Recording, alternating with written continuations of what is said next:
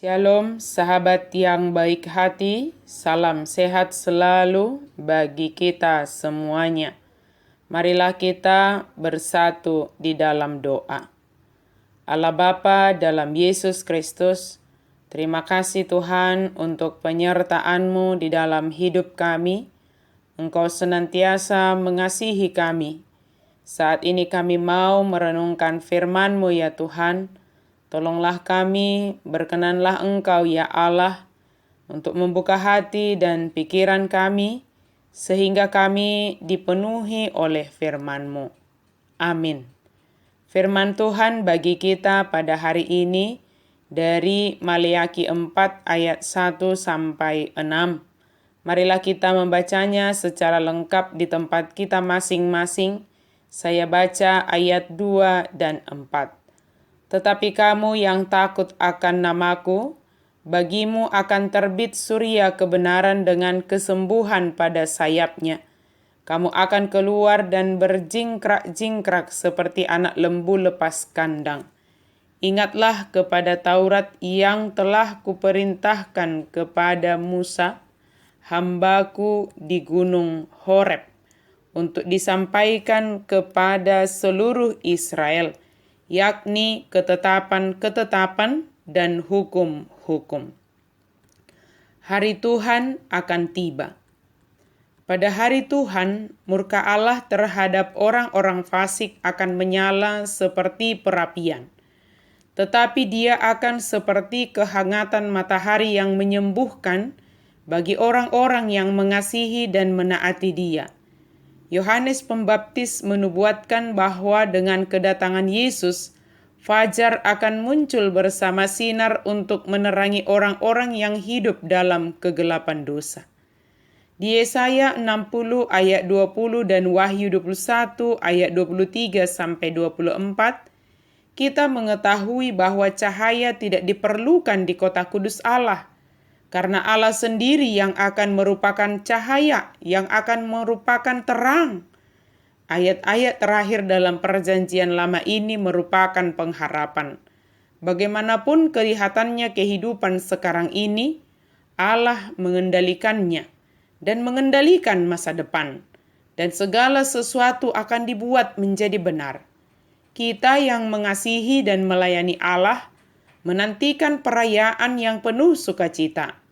Pengharapan akan masa depan ini menjadi milik kita bila kita mempercayakan hidup kita kepada Allah.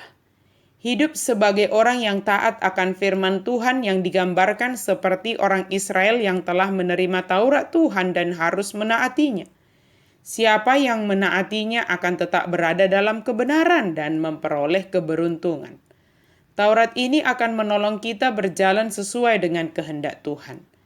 Jika Elia muncul sebagai nabi yang memberitakan kedatangan Mesias, demikian juga seperti Yohanes Pembaptis mempersiapkan hati orang-orang untuk Yesus dengan cara mendesak mereka agar bertobat dari dosa-dosa mereka. Kedatangan Kristus tidak hanya akan membawa kesatuan dan kedamaian, tetapi juga penghukuman bagi orang-orang yang tidak mau meninggalkan segala dosa-dosa mereka. Maleakhi memberi kita petunjuk-petunjuk praktis mengenai komitmen kepada Allah. Marilah kita membaca secara lengkap kitab Maleakhi ini, sehingga kita ditolong untuk melihat apa yang harus kita lakukan. Bahwa Allah patut memperoleh yang terbaik dari kita. Kita harus bersedia mengubah cara-cara hidup kita yang tidak benar. Kita harus menjadikan keluarga kita prioritas sepanjang hidup. Kita harus peka terhadap proses pemurnian oleh Allah dalam kehidupan kita.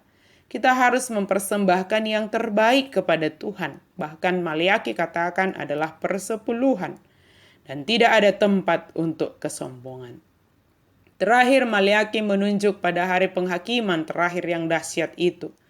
Bagi orang-orang yang menyerahkan diri kepada Allah, hari penghakiman akan merupakan hari sukacita karena hari itu mengantarkan pada kekekalan di hadirat Allah. Orang-orang yang mengabaikan Allah akan menjadi seperti jerami untuk dibakar, untuk membantu bangsa itu mempersiapkan diri menjelang hari penghakiman. Allah mengutus utusannya untuk memanggil bangsa itu meninggalkan dosa-dosa mereka dan kembali kepada Allah. Komitmen yang demikian menuntut pengorbanan, tetapi kita mengetahui, percaya bahwa pengorbanan demikian tidak akan sia-sia. Sahabat yang diberkati Tuhan, marilah kita mempersiapkan diri dalam menanti kedatangan hari Tuhan, sebab hari itu adalah sukacita bagi orang yang percaya dan setia kepada Yesus Kristus. Mari pergunakan segala keadaan dan kesempatan untuk menyaksikan Kristus yang kita percayai. Amin. Mari kita berdoa. Terima kasih Tuhan untuk firman-Mu. Mampukan kami Tuhan untuk mempersiapkan diri kami menanti, menyambut kedatangan hari-Mu ya Tuhan.